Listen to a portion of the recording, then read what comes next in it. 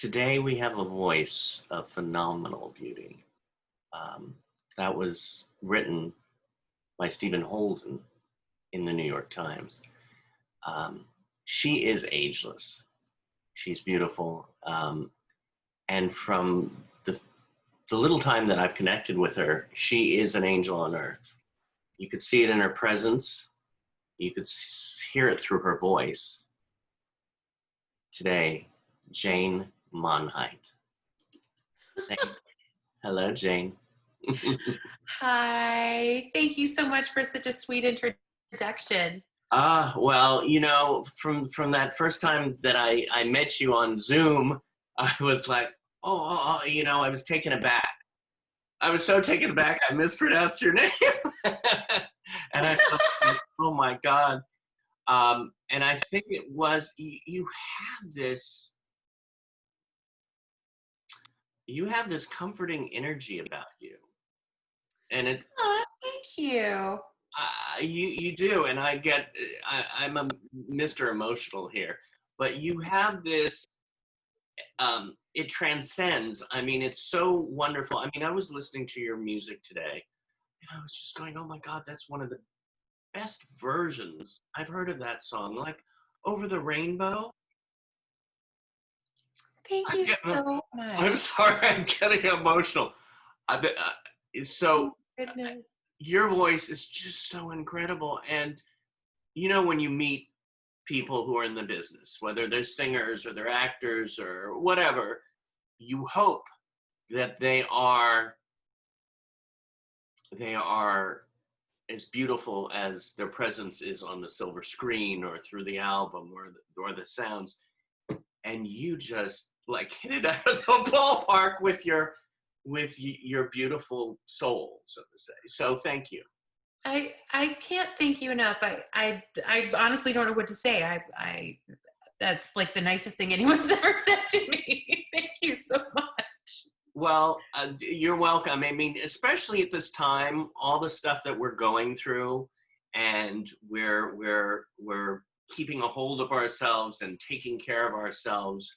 The things that keep us either grounded or the joy to continue having within us are those artists.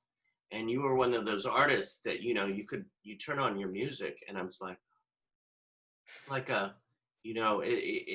you could do meditation music, which I do, especially like before I go to bed, I put on my meditation music, or in the morning, I'm talking too much, but in the morning, I turn on CNN for 10 minutes, I turn it off, and then I turn on my meditation music.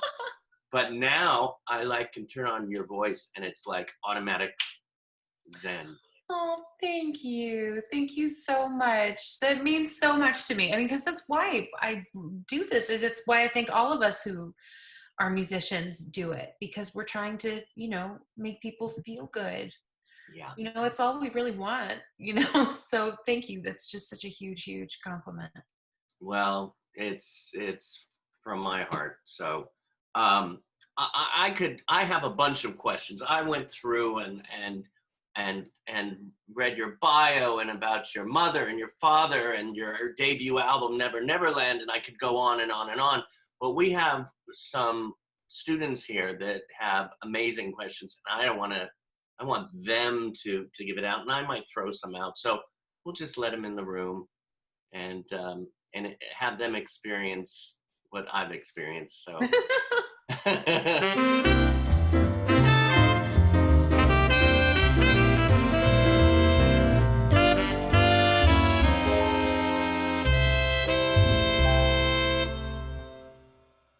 Hi, everybody. And right here we have uh, Jennifer Bevins. Hello. Hi, nice to meet you. You too. Sarah Wright. Hi, how are you? Patricia Palumbo. Let me And see. Alan Davis. Hi, everybody. Thanks for being here. Hello. Thank you. Oh, well, I was just telling Jane how she is. I didn't use this word but she is a healer. I mean, when I'm getting into a funky space, I could just go and turn on her music and I go, hello. You know what I'm saying? So I know you all came with questions, and have you done research and you've listened and all that. And who would like to begin? I'll begin. Okay, Jennifer. Awesome. Hi, Jane. How are you? I'm so good. How are you? I'm good, and yourself? Thanks for asking. Okay, getting started. My first question to you is, how does it feel to know that your mother and your grandmother were famous professional singers? Well, it's really something I'm really proud of that I could sort of continue with their dreams. You know what I mean? Because my mom kind of had to give it up. She sort of decided to raise her children and be a stay-at-home mom, and my grandmother, eventually started teaching piano to sort of pay the bills and things like that. So neither one of them were able to go quite as far as I was. So I'm so proud that I could accomplish that for them. You know what I mean? And they're still with me. They get to see it and experience it with me all the time, and so that's really amazing. Okay, thanks for that. My second question. Do you play guitar or banjo? I don't. My father played both, and I started trying to play guitar for a while in college, but it was just so difficult for my hands, and I totally gave up because I always was more attached to the piano anyway. I played piano a lot growing up. I don't anymore, really, because I spent too many years living in small apartments without a piano. You know what I mean? It's just now it's New York City life. Now I'm here in Los Angeles. I finally have a piano here, but now I have a dog who's terrified of it, so I can't play the piano here either. But to answer your question, no, I don't play guitar or banjo, but I sort of really wish I did both. Yeah. Is there an instrument that you'd really love to play? Well, when I was growing up, I played woodwinds as well, and I did love that. I loved playing clarinet. I really loved that growing up. But I sort of have really only focused on voice since I was about 18 or so. Right. Okay. Yeah. Wrapping it up for me, my last question to you is, what is it like to have your father, to have your father play instruments and you singing? Do you guys ever do duets together? We haven't in a really long time, and it's something that I totally miss. When I was a kid, we did a ton of that. In fact, our favorite song to play together was The Rainbow Connection. It's a really famous tune, from the Muppets.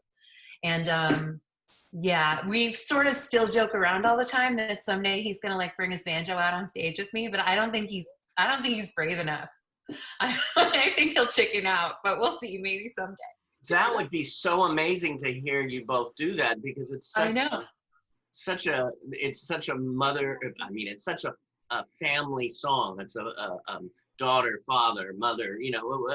So, and I was listening to that today too. I was like, oh, every song you touch is like, I mean, it really is. I mentioned it. It reminds me of, what is it? Milk chocolate. I said that before, but I was trying to think of something else too, but that came to my mind. It's just creamy and soothing. That's what it is. Oh, thank you. Yeah. Alan Davis. That's me. Where is this thing? I'm curious as to how training for jazz. Do you like take lessons and stuff, singing lessons? Well, it's a funny thing, and it's something that there's so much conversation about, is whether or not you can even teach jazz at all. Yeah, that's what I'm getting at. Yeah, it's kind of controversial amongst musicians, Mm-hmm. I happened to go to a big fancy jazz program at a conservatory. I went to Manhattan School of Music and got my degree. Mm-hmm. But I will tell you that I learned much, much more on the bandstand at gigs from my fellow musicians, I think, than I did in the classroom. I had some really amazing teachers, some incredible teachers that I will never forget. Mhm. Teachers like Rich DeRosa, who is an amazing educator. I learned so much from him. But ultimately, I think you can't learn jazz without being part of a situation where you're doing it. You know what I mean? You need to play with other musicians and listen to records and play along with records, sing along with records. You have to be in the middle of it doing it. It can't just come out of a book, you know? Yeah. Yeah. How about acting?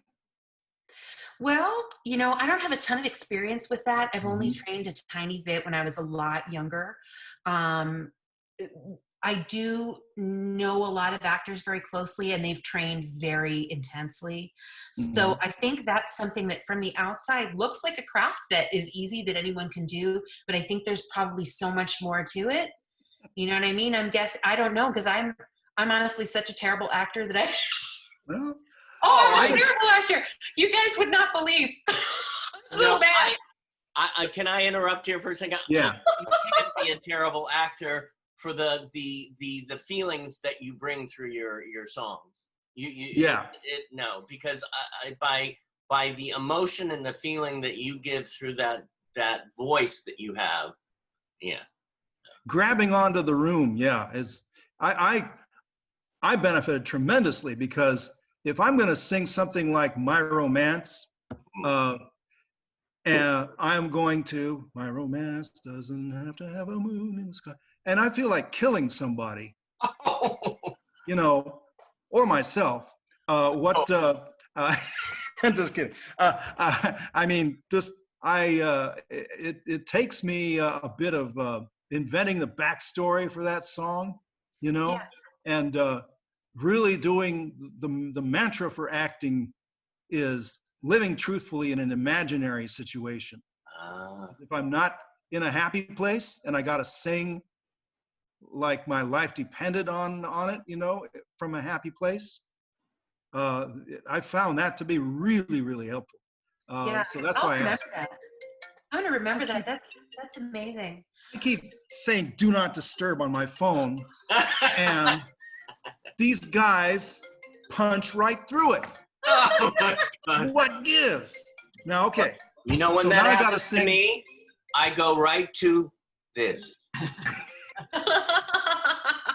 He looks too much like Yoda for me. I have to do something better than that.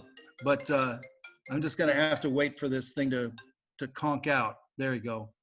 Uh, mm, Well, I have to say, you know, on the how My would you like? Romance thing, Yeah, I want to mention that it was yeah, interesting because I was going, you just want to, you're angry, and you went to that other place, which you know, I know you go past that, you find the light and the positivity in it. exactly. But it's interesting that It's the how-to. It's the yeah, most effective the how how to. to But do that. I was going to the connection of My Romance, and I was going the upset. Why did he connect that to that? And I can understand because I'm still in search. I'm still single, people. I would love to have a romance, so I could possibly get angry that I don't have a romance. But then I Yeah. picture it and then put it in, like you said, Alan. Do the backstory. Mm-hmm. Yeah, And I find it's really important to, and this is something that I really advise all my students of, to choose songs in the first place where, you know, we can really find something to connect to. So when it's time to sing the tune, it's like when we get to the tune, it's like there's already a place where we can go inside it. You know what I mm-hmm. mean?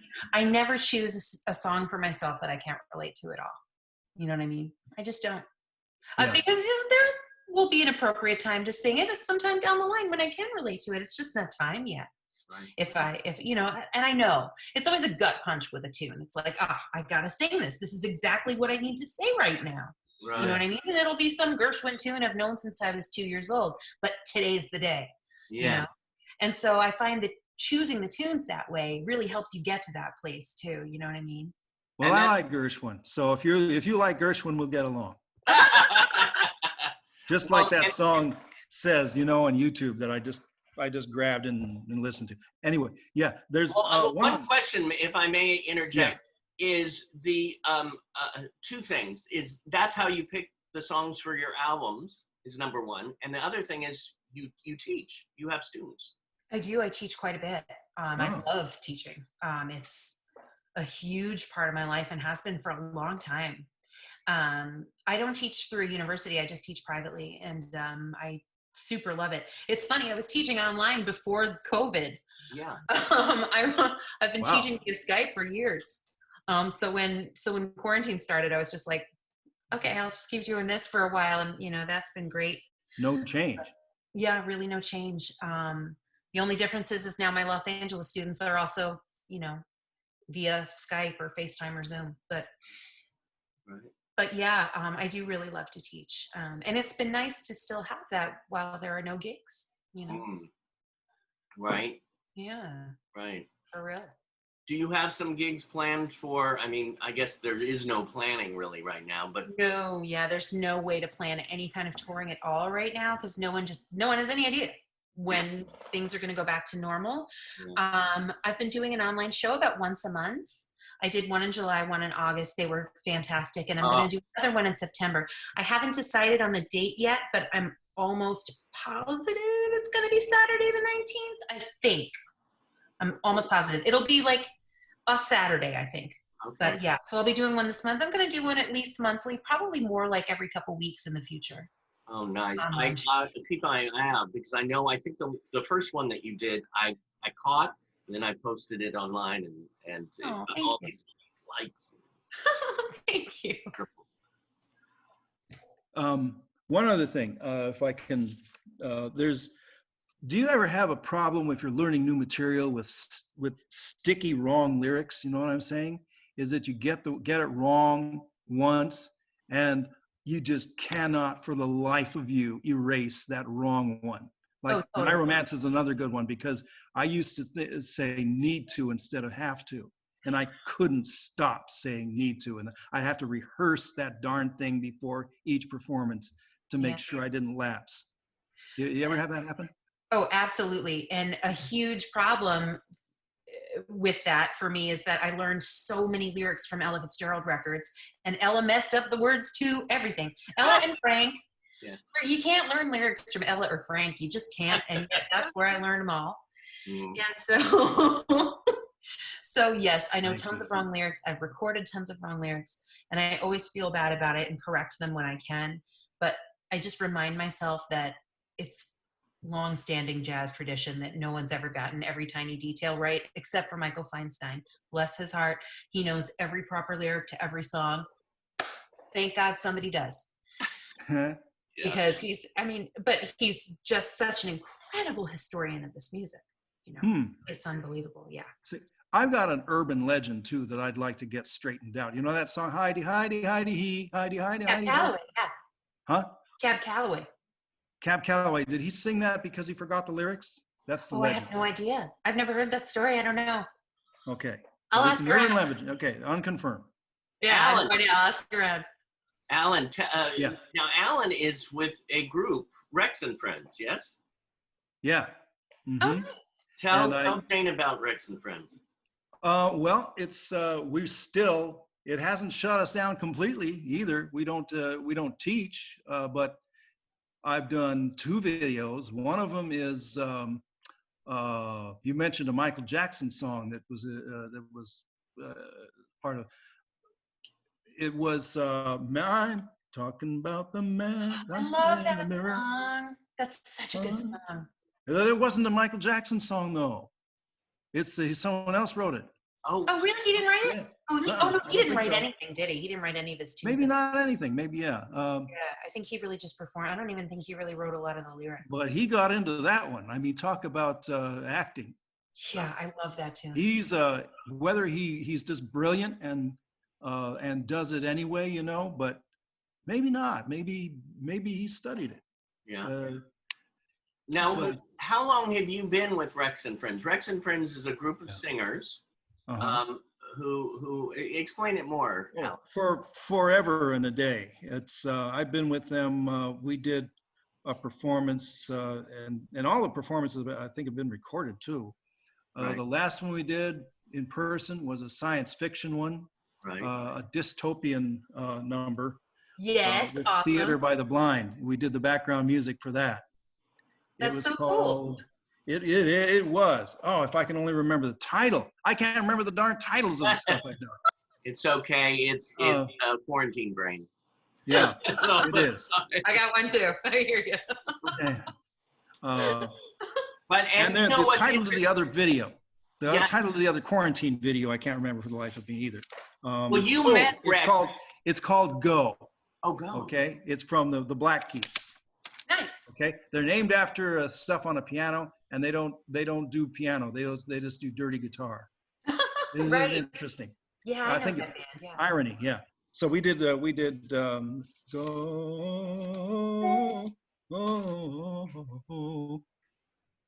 that one. That's awesome. Yeah, and but we've done quite a lot of stuff from. I think it grew out of Performing Arts Studio West. Rex himself is probably maybe listening in on us. He goes to Performing Arts. In fact, And he's blind. Jane, you met Rex on the last show. He came with his mom. Mhm. Oh, He's the yes. savant. Okay, I remember now. Okay, connection made. Kathleen. Yeah, Kathleen. Connection made. Nice. right. Aw. And so years and years ago, I think about 5 years ago, something like that, we did our first concert together. That's awesome. And so I've got, really the first time I dressed up for, an all black to do, concert. And I I had love stage it. fright like hell. No, actually, I got rid of. That was I'm going farther back than that. I had stage fright the big time the first couple of concerts I did, but that was before Rex and Friends. And I still get stage fright. Yeah. I do. I totally still do. I get stage fright on Zoom, right? Right. I- That sucks. Or stage excitement. Right before I Yeah. go on, I always like, okay. Yeah. And I'm like, Mhm. take a breath and here we go. No, me too. Me too. But you know what? The backstory thing took care of stage fright. It does help. I think just Heck feeling yeah. prepared. It's just feeling I'm concentrating on prepared. what's going through this character's head, like it's going through my head. Yeah. Diana's a great acting coach here over there. It's at Performing Arts. Her big thing is who is it that's who's doing this? He's doing it. No, you are. Mm. Personalizing this imaginary thing. Well, I have to say, Jane, I was, the question that was asked previously about your mother and your aunt and your father, everybody was musical. How much, and I don't know, by having all that music around you and you being in the womb surrounded by that, do you think that actually feeds you to become a musical? Definitely. I mean, I never had any choice in the matter, at least not from my own self. I mean, there was never anything else I was going to do. In fact, I never did anything else. I never had another job doing anything else. I mean, I have only ever been paid to sing or teach singing. So it's been that singular of a path. You know what I mean? I'm sort of like a giant child because of it. You know what I mean? I'm like missing some like essential parts of adulthood. I feel like I've like missed some, I've been a little too lucky or something. I don't know, but it's a strange thing to have only ever done this one thing, who've only ever sung. It's strange. Well, you followed your path. I guess I did, but I had so much support, my family, every teacher I ever had, everyone, every adult that ever was around me believed that I could do this. Right. So I didn't doubt it either, because why would I when everyone else believed, and I was a very lucky child. Yeah. Sarah Wright and Patricia. Hi. Hi. Okay, this is Sarah, and she's nonverbal, but she writes music, and so she had some questions. We put it on her iPad. It's my voice, but she'll press the button to ask you the question. Oh, that's so cool. Okay. Do you write music? I used to try really hard to write music, but I was never very good at it. But I really like to write lyrics. I love, love, love the words. So that's that's where I like to be creative with composing, is with the words. But I did write one song that I recorded, but for my son. One song. What's it called? It's called Night Night Stars, Oh. which he said once, and I wrote a song about it. But yeah, I like to write the words. Okay. Is everyone else?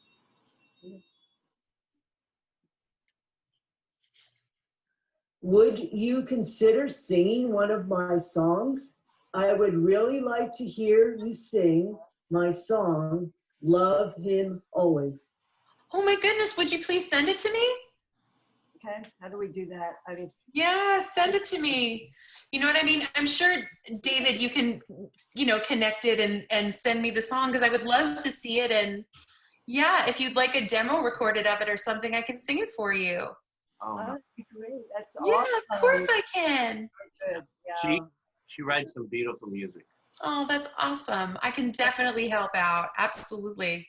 Oh, great. Yeah, Wonderful. Yes, I would love to. that's great. I was going again through and listening to so many different songs today of yours, and also I wanted to throw out a title, the Songbook Sessions. That's your new album? Well, the next album that's coming out, I'm not sure. Actually, I have no idea what we're going to title it, but it is going to come soon. I will say that. Yes. It's going to come soon. I know it's been a while since I made one, and kind of a long time for jazz between records. Yeah. Because the Ella record, the Ella tribute came out 4 years ago already. Oh, wow. Yeah. But so there is going to be a new record soon, and I'm hopefully going to get it recorded during quarantine. So it'll be sooner than later. Yeah. Hopefully very soon. Right. Well, it's like we can't wait for the new one. I mean, oh my God! And that song that you sang with Michael Bublé. Oh yeah! Oh my God! We were so young. We were so young and cute. Oh my God! How did that duet come about? Did you grow up together, or did you know each other? No, that was straight ahead, just like record company calling record company, managers calling managers, like, let's get these kids together. It's going to be a hit, like kind of thing. And it was my label. It was my record. And it was like, do you think they could get Michael to sing with me, kind of thing? And they did. Yeah. And it was great. It was fabulous. He's a sweetheart. Yeah. He's just as charming in real life as he seems like he would be. And yeah, we had a really good time. I mean, it was a million years ago. It was like right. over 15 years ago. But I was listening to this and going, wow. I mean, the way that it was both. It was just, how things go together so well. And I was even thinking, oh my God, I'd love to hear you duet with Kenny Loggins too. Oh my God, I love Kenny Loggins. I know, right? He's so fabulous. I mean, forget about it. There are just so many incredible singers that I'm obsessed with. Do you know what I mean? Like the list goes on and on and on and on and on. Right. But hopefully, I'm hoping to ask somebody special to sing a duet with me on the new record I'm about to make. I don't want to say who in case they say no. Got it. But if all goes according to plan, I'll have a pretty cool duet on the new record. Fingers crossed. Fingers, toes. Oh my gosh. I mean, thank you. Thank you so much for everything. And, creating and trusting in oneself. I wrote this down and I think that came from something that I read on your site. And I don't know if you wrote it or if it was something that I just got from reading about you and taking you all in. You tend to omit that from yourself, that you allow yourself to trust in what you do. That's what it was, because you said that you had different album companies, but you finally said, hey, I'm going to create my own. And what a great title, too. Thanks. Thank you. I'm actually about to release a Friends album on the label, which is neat. But I'm excited for that. But Right. yeah, I did get to a point with the labels where I felt like I was tired of being told to be someone I wasn't, Yeah. And I mean, I just want to sing the Great American Songbook, for Pete's sake. I just want to sing standards. And kind of a lot of people wanted me to do other things besides that. And so Right. it's time for me to take things into my own hands. Yeah. Yeah. Yeah. That the title of your company is, I mean, it's so magical. Emerald City Records. Emerald City. I mean, of course, it came from Oz. Huh? Yeah. Yeah. Yeah. Did you? And also, did you ever grow up in Seattle? Or No, I'm from New York. I'm like born and raised New Yorker. Right. So, but people ask me that all the time. I'm like, no, it's strictly Oz. it's strictly Oz related. Well, that goes hand in hand and with that Over the Rainbow as well. So Yeah. how great. Well, thank you. Thank you. Thank you so much. It was so nice to meet you guys. Meeting you. And Yeah, hook me up with the song. I'm going to hook you guys up. Let's make a demo. Seriously, let's make a demo. Love that.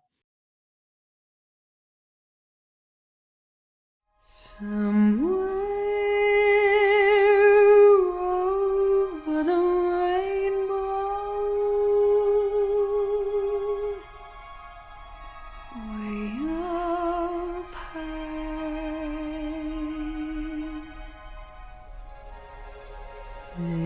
there's a land that I heard of once in a lullaby.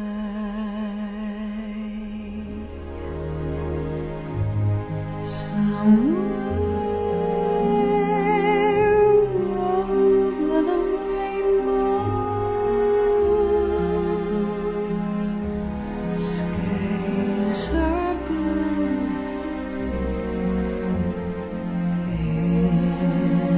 and the dreams that you dare to dream really do come true. Someday I'll wish upon a star and wake up where the clouds are far behind me.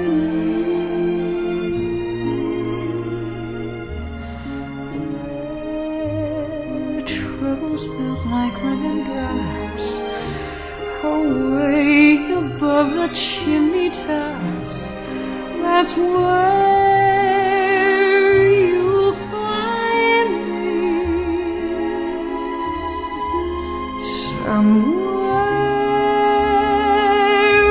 over the rainbow.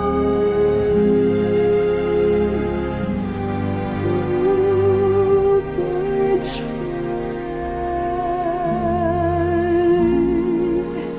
birds fly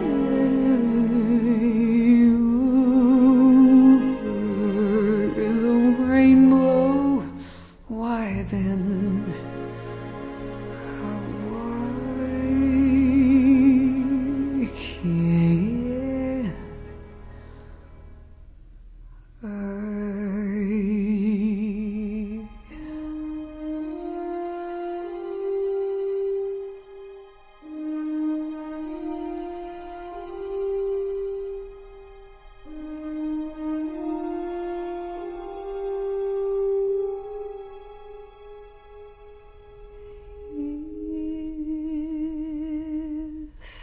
happy little bluebirds fly